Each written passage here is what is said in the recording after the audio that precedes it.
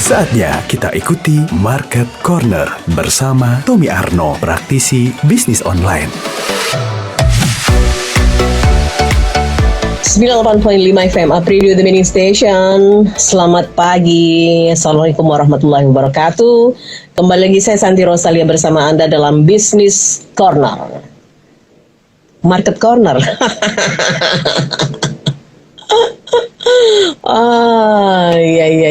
Ya. Oke, pagi-pagi sudah blank ya. Dan seperti biasa Anda bisa menyimak tentu melalui live streaming juga.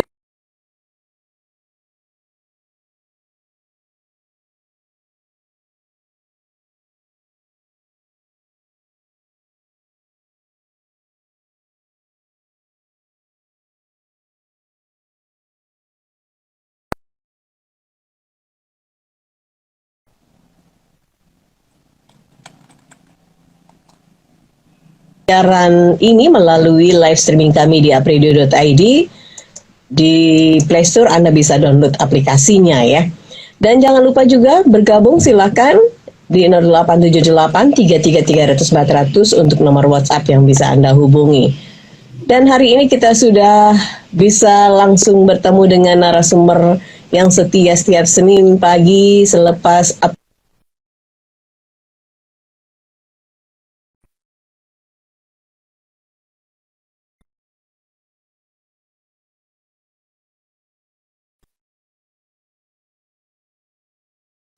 sedikit kendala jaringan ya, tetapi semoga bisa lancar kembali.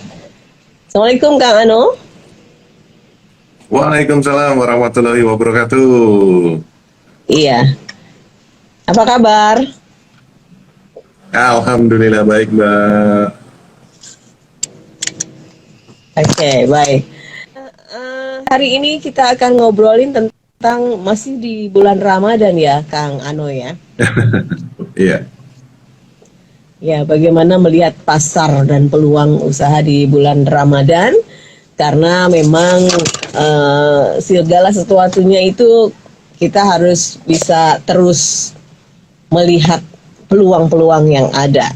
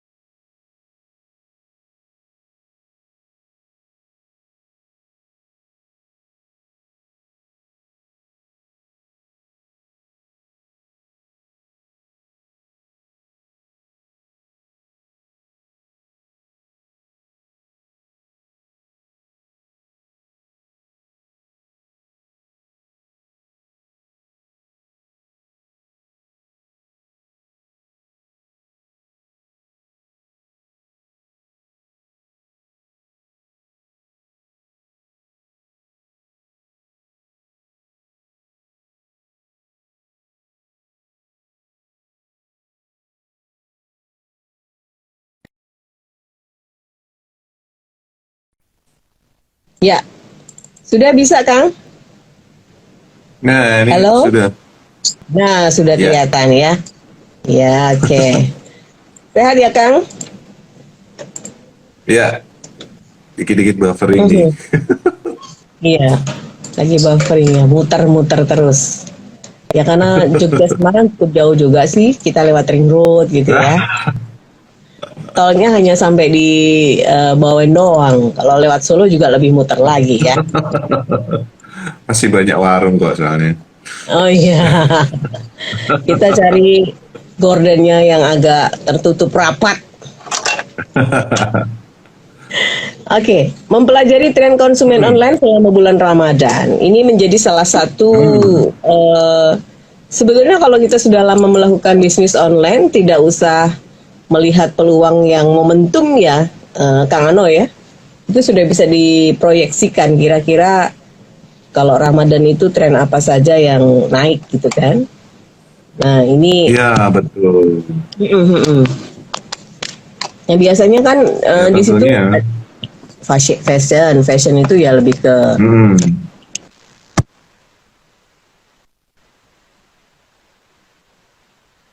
Suaranya nggak kedengeran, Mbak Santi.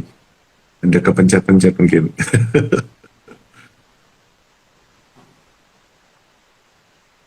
Belum kedengeran, Mbak.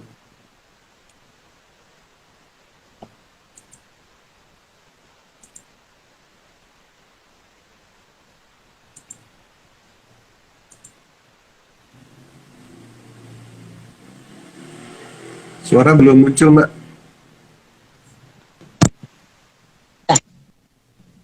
muncul ya.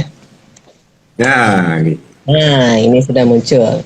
Oke baik. Eh ini kita mempelajari tren konsumen online selama bulan Ramadan. Nah, ini hal-hal yang biasa terjadi di bulan Ramadan adalah persiapan untuk itu ya, Lebaran ya.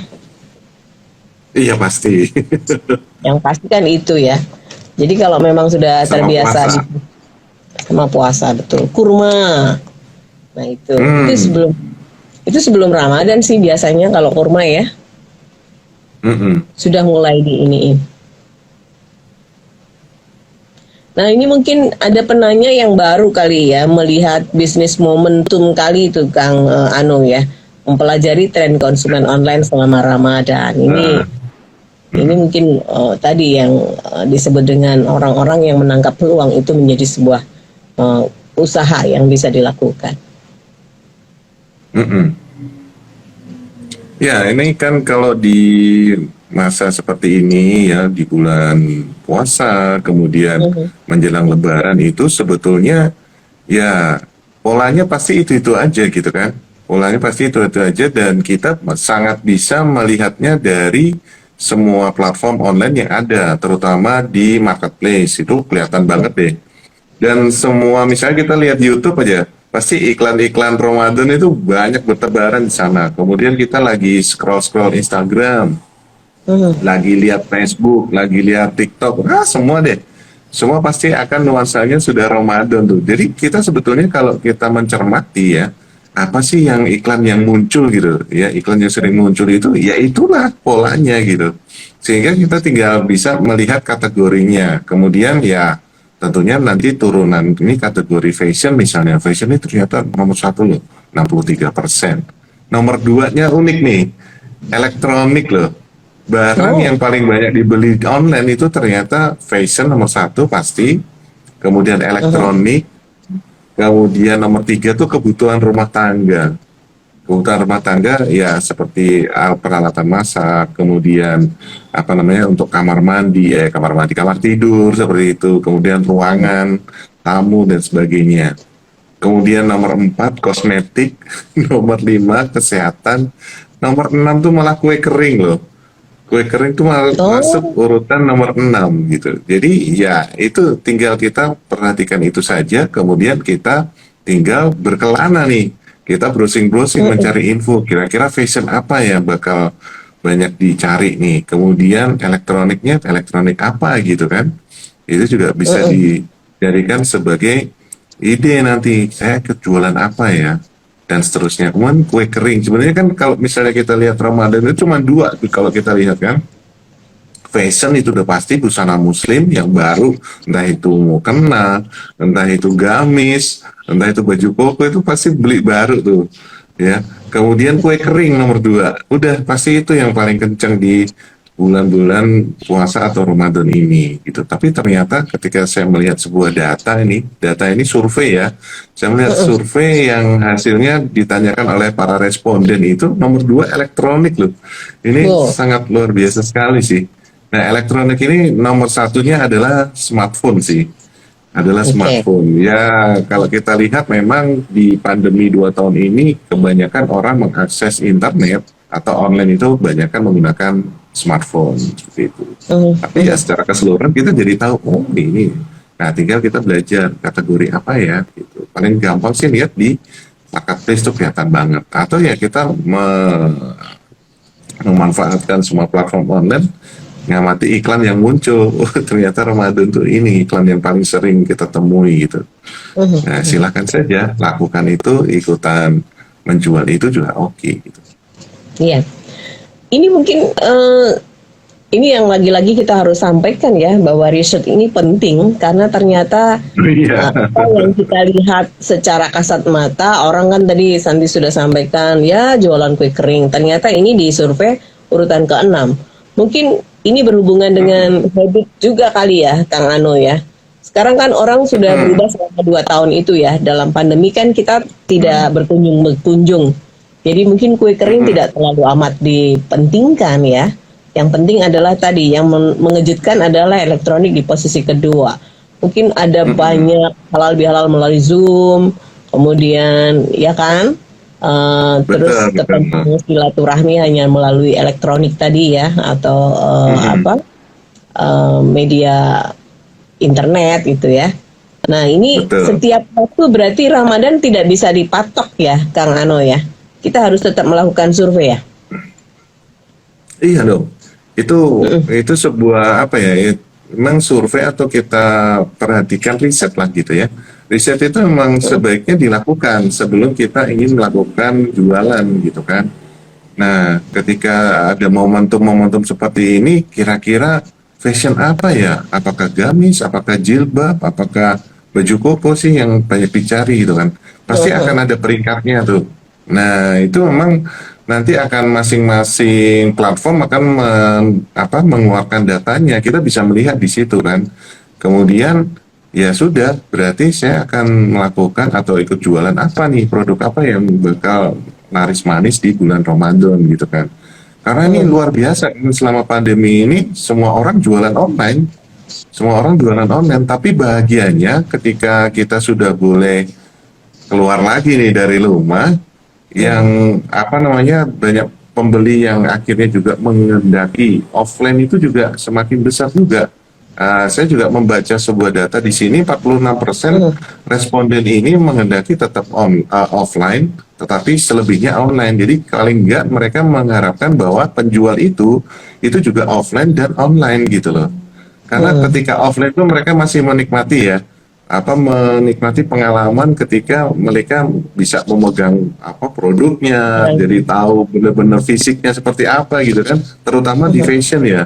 Di fashion itu kan memang agak sulit kalau online sih, karena saya ya beberapa kecelek gitu ya. Kecelek itu bahasa Indonesianya apa ya? Betul. Jadi ternyata ketika beli sebuah kemeja itu masih kekecilan gitu. Oh gitu ya? Iya. Padahal ukurannya XXL, kok masih gantung ya. Oke. Ya, saya juga cukup kaget ya tadi disampaikan Kang Ano bahwa ternyata ada 6 survei yang dilakukan saat ini terbaru adalah tren Ramadan fashion yang pertama ini memang 2021 ya betul. Ya, orang yang mau nggak mau harus di rumah pun melakukan kunjung-kunjung menggunakan baju baru ya. Jadi fashion ini nomor 1 tetap. Nah, kebutuhan rumah tangga orang sekarang mungkin sudah menjadi kebiasaan juga ya Kang ya, belanja-belanja lewat online. Dan kalau dilihat mungkin ini ya memang selisih barang cari yang ongkisnya gratis gitu kan. Iya. Padahal kalau kosmetik mah lebih seringnya langsung ya, karena kadang-kadang nggak pas juga kalau kosmetik fashion itu lebih enaknya sih langsung. Tapi nggak tahu ini perubahan-perubahan kebiasaan yang mengiring kita untuk bisa belanja online karena pandemi pada mulanya. Betul. Baik, ini mungkin menjawab juga ya Kang Ano, dari yang minggu lalu ada yang berbisnis kue kering ternyata banyak saingannya, merasa seperti apa harus menjual, banding-bandingkan harga dan lain sebagainya. Mungkin karena tidak lihat survei juga ya, ternyata ini di urutan ke-6 loh. Iya betul. Ya memang kalau kue kering seperti itu ya Mbak, misalnya saya mau belanja apa nih, lidah kucing atau nastar gitu kan. Kalau di pengiriman kan bener-bener packagingnya harus aman kan ya. Karena pernah juga sudah dikasih bubble wrap gitu, sampai di tempat kita ternyata masih tetap ada hancur ya. Ya kita kan tidak pernah tahu ya. Ya mohon maaf di teman-teman ekspedisi ini ketika sudah dikasih tahu jangan dibanting gitu misalnya. Cuman ya kita tahu lah, tahu apa yang mereka lakukan. Mungkin ada yang dilempar dan sebagainya, kita juga nggak pernah tahu gitu. Atau paket yang kue kering tadi ketumpuk-tumpuk gitu kan, ya akhirnya menyebabkan kue-kue kita hancur seperti itu. Jadi akhirnya untuk yang kue kering ini juga selain online ya orang-orang akan lebih aman itu belinya offline gitu. Termasuk saya sih juga kalau misalnya mau beli kue kering itu lebih aman yang ini sih, yang offline sih gitu. Apalagi itu sudah terkenal brandnya kan, kita sudah tahu penjualnya siapa gitu. Itu jadi termasuk loyalitas brand itu juga akan sekarang dicermati sama calon-calon pembeli kita baik online. Iya iya, betul betul betul. Nah, dari pandemi juga banyak orang yang belajar bikin kue kali ya, Kang, karena di rumah kan WFH. Betul. Nah, itu bisa jadi berdampak loh. Betul. Ini saya baru begitu benar. dapat survei dari Kang Anu tentang ini, saya langsung oh iya ya, beberapa teman-teman yang kemarin sempat mengeluh soal penjualan kue kering bisa jadi karena ada perubahan habit, kemudian tadi hal-hal yang memang nggak safe ya kalau kue kering dikirim jauh-jauh gitu kan. Nah, ini menjadi hal yang menjadi urutan kesekian ternyata. Nah, yang lebih aneh juga elektronik. Sebenarnya orang kayaknya bejo-bejo ya Kang beli online elektronik itu ya. Semuanya bejo-bejo aja sih. Ya, elektroniknya tapi yang nomor satu turunan dari elektronik itu smartphone, Mbak. Nah, kita kan tahu ya, nih smartphone baik beberapa merek itu mengeluarkan varian-varian barunya nih di bulan-bulan ini gitu kan. Nah, kemudian yang sangat menarik lagi, dan ini bukan mungkin sih, tapi dinanti-nantikan oleh banyak orang, yaitu apa? THR kan. Nah, ini memang ketika menjelang bulan Ramadan ini yang sangat dimanfaatkan sama calon-calon pembeli adalah ya dapat THR tadi. THR itu sudah pasti akan dibelanjakan gitu. Ya kan, apalagi ini pas di bulan puasa dan bulan menjelang Lebaran, ya sudah, THR itu pasti akan lenyap aja itu dengan cepatnya. Iya. Bahkan yang agak unik juga kadang-kadang di situ menjual barang second juga ada yang beli juga ya. Demand-nya juga cukup bagus. Oh iya, juga. sangat. Itu kan kayak gambling juga ya Kang. Second itu kan siapa yang pegang juga. Tapi kok ya demand-nya cukup bagus juga. Benar. Baik. Kita ke WhatsApp yang sudah masuk, Kang. Selamat pagi, saya Utari di Magelang. Saya ingin bertanya kepada Pak Tommy dan juga terima kasih Mbak Santi dan juga Apredio, sukses selalu. Pertanyaan saya adalah, saya baru tahu loh kalau survei kue kering ada di urutan ke-6 di bulan Ramadan ini. Itu survei tahun 2021 ya Pak Tommy. Yang jadi pertanyaan adalah, betul. apakah survei harus kita lakukan setiap waktu? Kemudian tidak menjamin ternyata ya Ramadan itu jual kue-kue bisa laku. Mungkin sama yang disampaikan tadi oleh Bu Santi bahwa persaingan itu karena kebutuhan semakin menurun. Terus pertanyaan saya berikutnya adalah apakah ketika kita sudah menjalankan bisnis ini elokkah bahasanya nih. Elokkah kita melakukan survei lagi untuk bisa memastikan apakah produk kita masih cukup diminati oleh pasar. Oke. Terima kasih. Pertanyaanmu bagus sekali Utari ya. Jadi ya memang kita tuh harus survei atau riset gitu. Survei itu kan sama dengan riset juga gitu.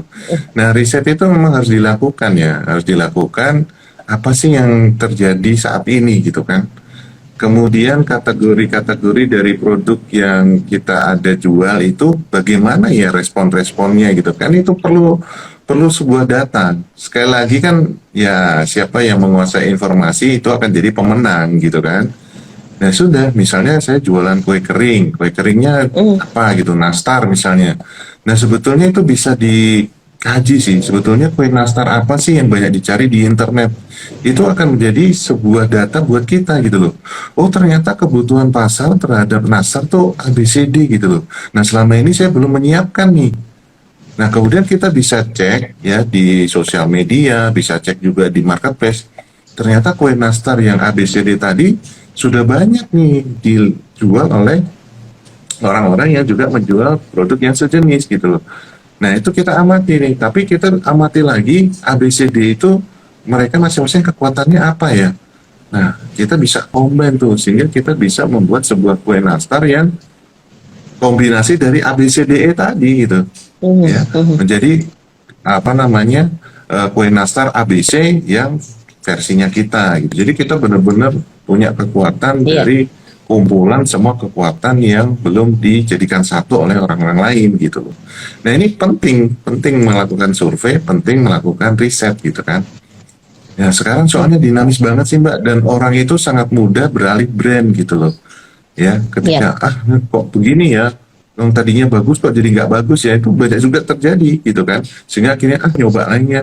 Kemudian ya karakter nomor 2 orang Indonesia kepo, sehingga akhirnya ya karena keponya tinggi ya dia akan mengkepoin produk-produk sejenis tapi punya orang lain gitu. Ini kok orang lain ini apa namanya lebih ramah ya, lebih cepat ya. Ya sekarang kita juga lihat lah platform-platform online, misalnya Reel gitu. Reel itu kan platform baru setelah ada TikTok. Nah, Reel itu masih memberikan kelonggaran, sama lah pemain baru pasti akan seperti itu kan. Ketika TikTok awal-awal masih berikan kelonggaran gitu, sehingga akhirnya sekarang rame, Reel juga sekarang rame sebagainya. Nah jadi ya selalu lakukan riset tuh terbaik sih, sangat terbaik. Ya mungkin kurun waktunya bisa sebulan lah, kalau terlalu cepat juga nggak baik ya. Terlalu sebulan itu atau 3 bulan atau setahun sekali. Kalau setahun sekali sih seperti yang dilakukan oleh kawan-kawan lembaga survei ini ya, itu karena mereka juga melihat pola-pola sebelumnya, sehingga mereka tidak terlalu cepat juga. Biasanya mereka setahun sekali gitu. Apalagi ini kan momentum Ramadan kan tidak sebulan sekali toh, cuma setahun sekali ya. Akhirnya mereka risetnya adalah setahun sekali untuk khusus momentum Ramadan. Tapi pola itu akan terus berulang sih sebenarnya. Iya. Jadi eloknya tadi yang disampaikan oleh Utari emang melakukan research ya dalam kurun waktu tertentu untuk memastikan bahwa produknya apakah masih dibutuhkan di pasaran oleh konsumen. Nah ini orang yang disebut dengan pembisnis memang tidak pernah berhenti untuk sampai di situ saja ya Kang ya, ada inovasi yang dilakukan. Sementara pasar bertumbuh, kalau jualannya itu aja dan begitu saja ya akan dilibas oleh yang lain yang bisa mengikuti tren market. Betul. Ya, kemudian ini ada Dodi. Selamat pagi Apridio, selamat pagi Bung Tommy. Saya Dodi, perkenalkan saya di Semarang saja. Oke, di Semarang saja ini berarti Semarang Barat Timur, Semarang saja ya.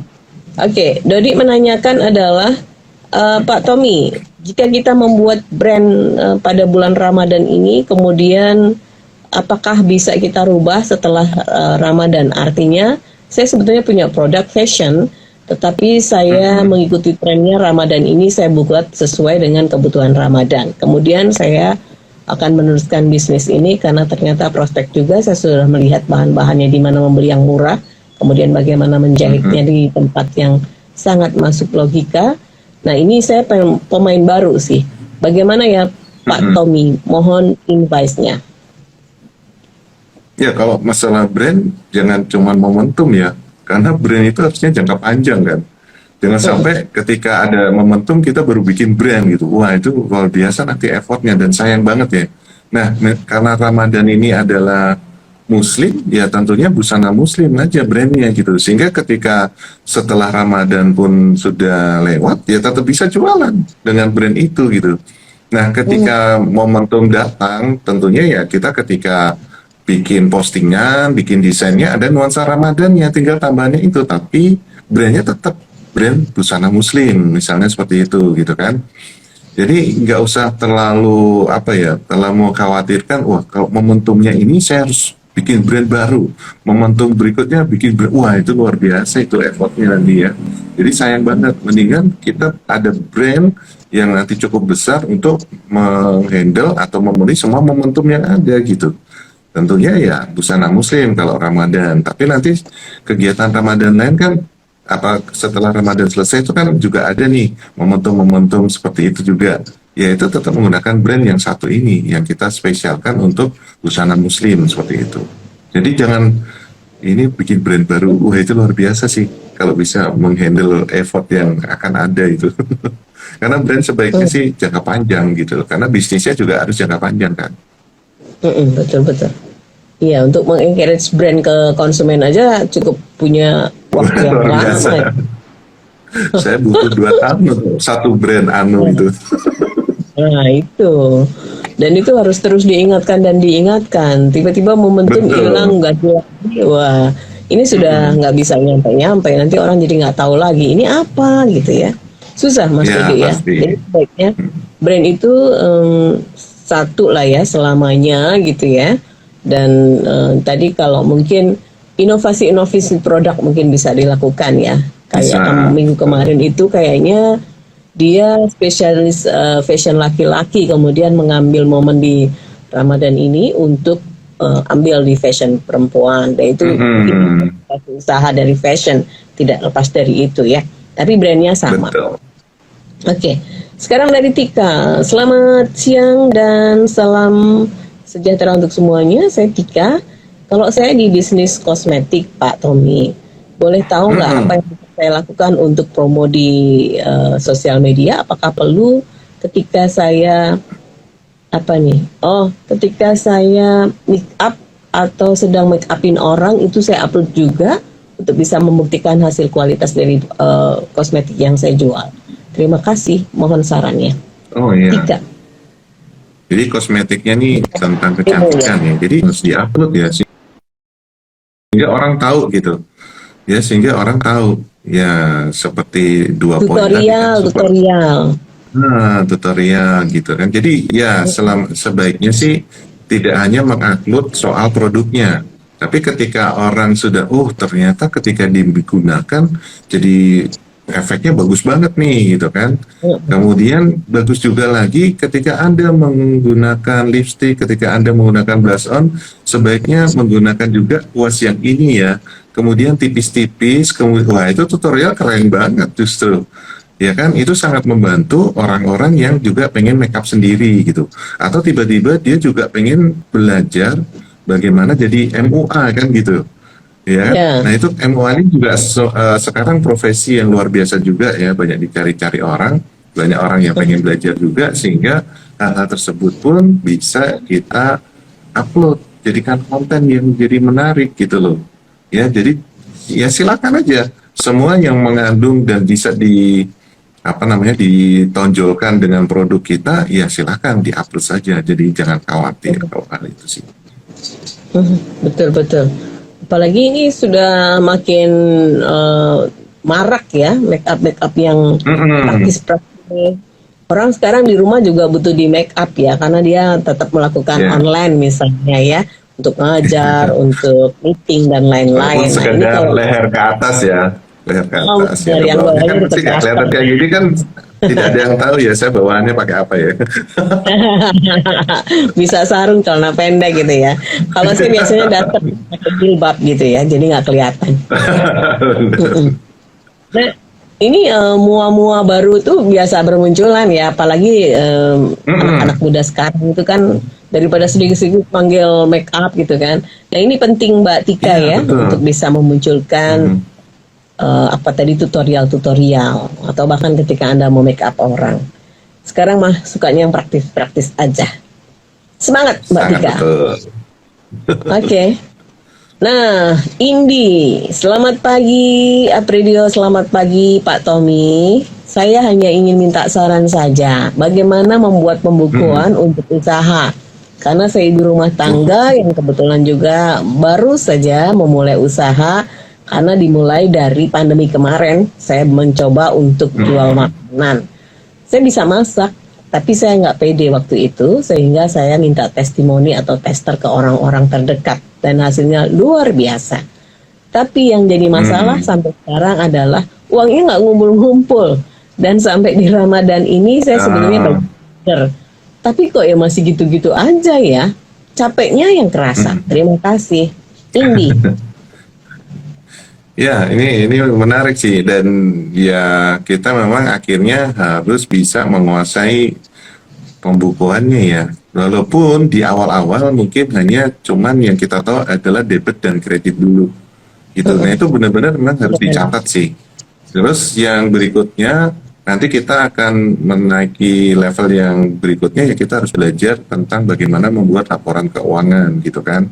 Nah itu sudah banyak sih kalau ada yang mau ikut pelatihannya atau kita ingin menginstal aplikasi tentang keuangan juga sudah ada sehingga kita tinggal dimasukkan saja angka-angkanya ke sana mulai dari modal kemudian mulai dari pendapatan mulai dari biaya-biaya itu tinggal dimasukkan saja.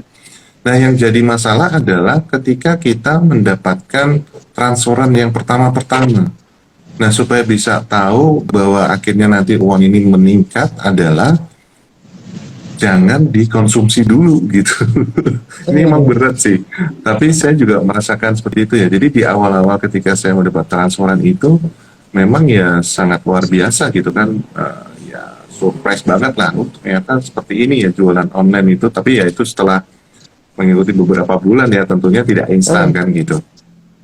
Nah akhirnya juga ada saran dari senior-senior, ingat di awal-awal kamu mendapatkan income jangan untuk sebuah kebutuhan konsumtif terus tiba-tiba kamu jadi jajan jadi beli itu beli yang nah gitu kan. Nah silakan digulung dulu sehingga apa sehingga itu akan menambah modalmu untuk ke depan. Nah tentunya ketika modal pun kita membesar ya produksi kita juga bisa menjadi bertambah dan akhirnya apa profitnya juga bertambah, intinya kan seperti itu. Nah itu memang kita harus disiplin masalah keuangannya sih. Jadi benar-benar kita tahan dulu, jangan tunda dulu kesenangan kita gitu ya, jangan langsung belanja-belanja karena kita akhirnya wah aku ternyata laku laris dan mendapat transferan yang luar biasa, tapi lupa buat transferan kita atau omset itu masih ada nyempil modal kita gitu. Masih ada nyempil biaya-biaya yang harus dibayar gitu. Kadang-kadang kita lupa gitu kan. Wow dibelanjain semua, oh tenang udah dapat 100 juta nih gitu kan. Wah nanti beli motor, beli.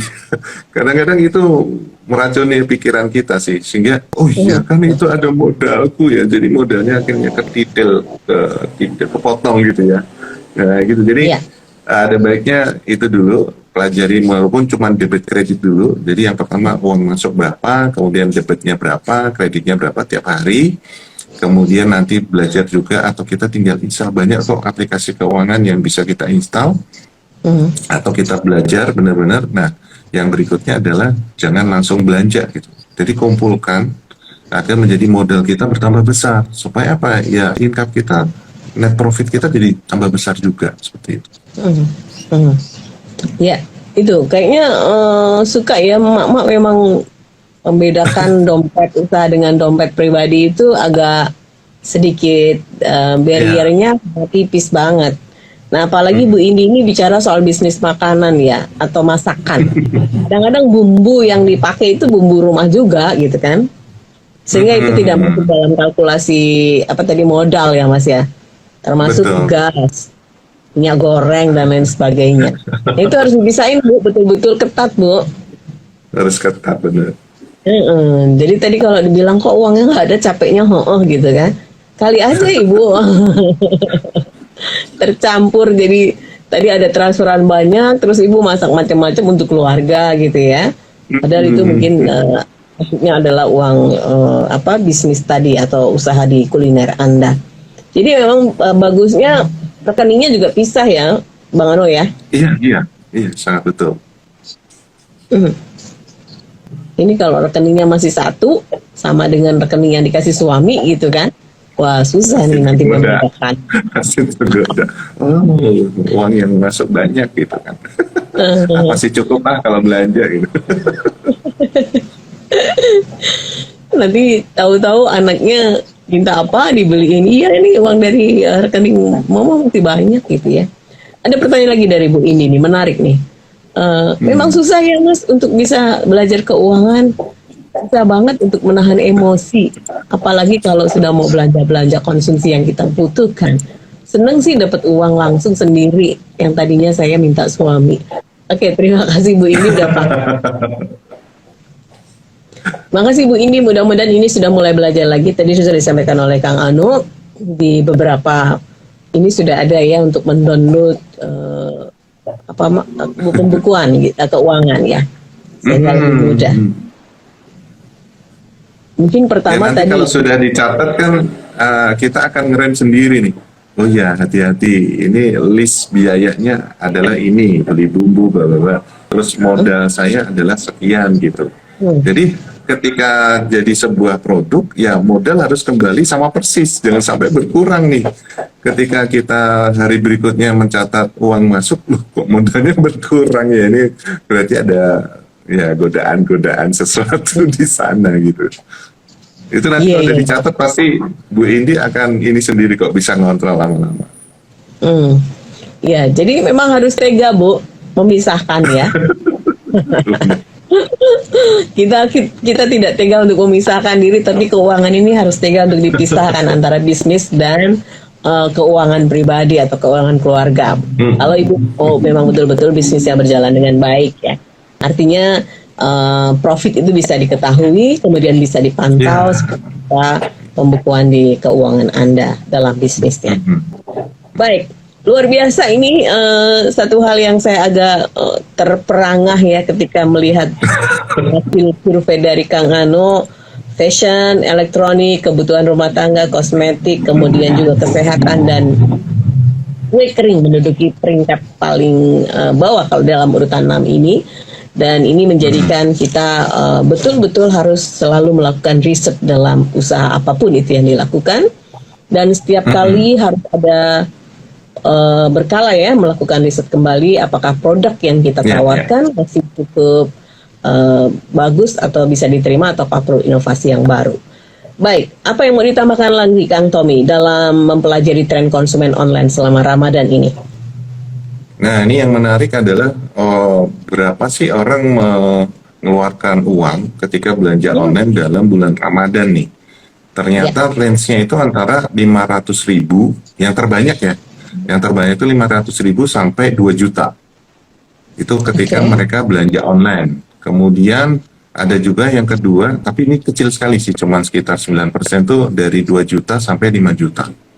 Gitu. Jadi ya akhirnya kita kan tinggal menyesuaikan ya strategi dari harga produk kita.